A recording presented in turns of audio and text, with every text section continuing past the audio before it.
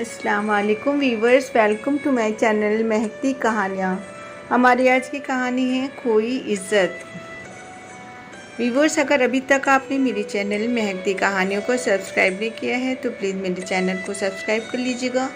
Notification के लिए bell icon को प्रेस कर लीजिए ताकि हमारी आने वाली हर कहानी का नोटिफिकेशन सबसे पहले आपको मिल सके।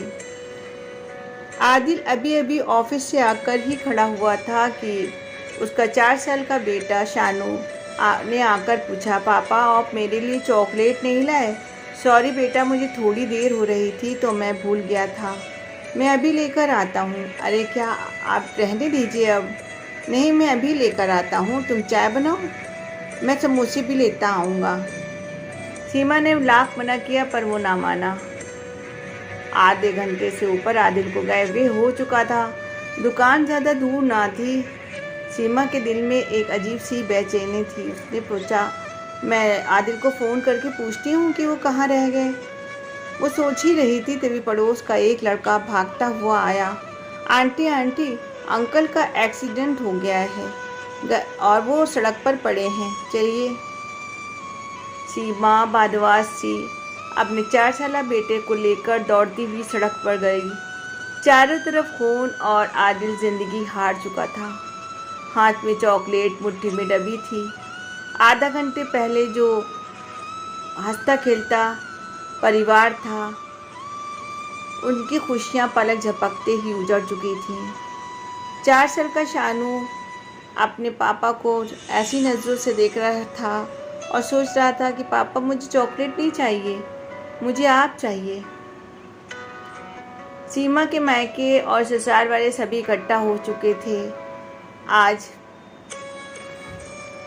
आदिल का 40वां था। सीमा के पापा ने सीमा से कहा, बेटा मेरे साथ चलो, क्योंकि ससुराल में कोई भी ऐसा ना था जो सीमा और आदिल की जिम्मेदारी उठा सके। आदिल के जाने के बाद तो वहाँ शहर में सीमा को अकेले नहीं छोड़ सकते थे। एक अनजान शहर था। जब तक थे तो आदिल की सर्विस वहीं की थी, इसलिए वो वहीं पर रहते थे। सीमा को भी कुछ समझ ना आ रहा था। वो तो बस जो कुछ भी सब लोग कह रहे थे वही सुन रही थी और बुद्ध बनी सुन रही थी।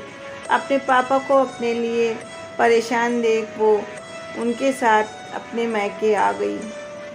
उसके मैके में उसके भैया भाभी और उनके अपने 2 बच्चे थे। माँ पहले ही इंतकाल कर चुकी थी। उसकी भाभी को उनके 2 बच्चे थे, बिल्कुल पसंद ना आ रहा था। भाभी लेकिन एक वक्त ऐसा था कि सभी रिश्तेदारों के सामने वो भी ऊपरी तौर पर सीमा को बड़े प्यार से अपने साथ चलने के लिए कह रही थी। दूसरी वजह ये भी थी कि अभी सारा घर कारोबार उनके ससुर के हाथ में था। सीमा सारा दिन बिल्कुल चुप रहती और शानू भी उसके साथ ही चिपटा रहता। उसकी भाभी ने मीठा बोल बोल कर, अब तुम कुछ काम करो तो ध्यान बटेगा। धीरे धीरे घर का सारा काम उन्होंने सीमा के सुपुर्द कर दिया। अपने ससुर के सामने तो अपने आप को काम करती, फिर भी उसे फ्री काम करने वाली जो मिल गई थी। सीमा सबको समझते हुए भी बस अपने बेटे के लिए चुप रहती, क्योंकि उसके पापा उनकी ज़रूरत का पूरा ध्यान रखते थे और उन्हें लगता था कि बहू भी उनकी बेटी का पूरा ध्यान रखती है, क्योंकि उनकी भाभी के उनके सामने सीमा से बहुत अच्छा बिहेवियर रखती, लेकिन उनके सामने जाते ही वो खरी खोटी सुनाती। दिन महीने साल यूं ही बीत रहे थे। शानू 10 साल का हो चुका था। सीमा के पापा को एक दिन हार्ट अटैक आया और अभी उनका साथ छोड़ गए। पापा के जाने के बाद तो उनकी भाभी ने अपना असल रूप दिखाना शुरू कर दिया। उठते बैठते सीमा को ताना मारती और उस पर उसके बेटे पर कितना खर्च कर रहे हैं। कई बार तो सीमा रोज़ रोज़ के अपने अपमान से इतना वो हो जाती कि सोचती कि मैं कहीं शानू को लेकर दूर चली जाऊं, और अपने बेटे के फ्यूचर के बारे में सोचती कि मैं उसका क्या करूं। पर उसे लेकर जाऊं तो कहाँ जाऊं, कम से कम यहाँ पर मैं सेफ तो हूँ। और ये सोचती। उसका भाई शानू की पढ़ाई अच्छी तरह से करा रहा था। भाई उसके बहुत अच्छे थे। शानू भी अब धीरे धीरे बड़ा और समझदार हो रहा था। एक दिन सीमा बर्तन साफ कर रही थी कि उसके हाथ से कप टूट कर गिर गया। आवाज़ सुनते ही उसकी भाभी आई और बिना सोचे समझे जो कुछ भी मुंह में आया बोलती चली गई। शानू ये सब तो सुन रहा था। गुस्सा तो उसे बहुत आ रहा था, लेकिन अपनी माँ ने उसे जो कुछ सिखाया था कि बड़ों के आगे नहीं बोलते, वो अपनी मामी की बात सुनकर बहुत थोड़ी देर चुप रहा। लेकिन उस दिन वो सीमा से बोला, माँ, अम्मी, अब हम यहाँ नहीं रहेंगे।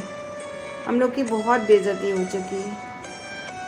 हम अपनी इज्जत की एक सूखी रोटी खा लेंगे और हम लोग अपनी इज्जत वापस लाएंगे। चलिए हम लोग कहीं दूर चलते हैं। सीमा बोली, बेटा मैं तुम्हारे कुछ बनने का इंतज़ार कर रही हूँ। नहीं अम्मी, हम अभी इस घर को छोड़ देंगे, मैं कुछ भी कर लूँगा।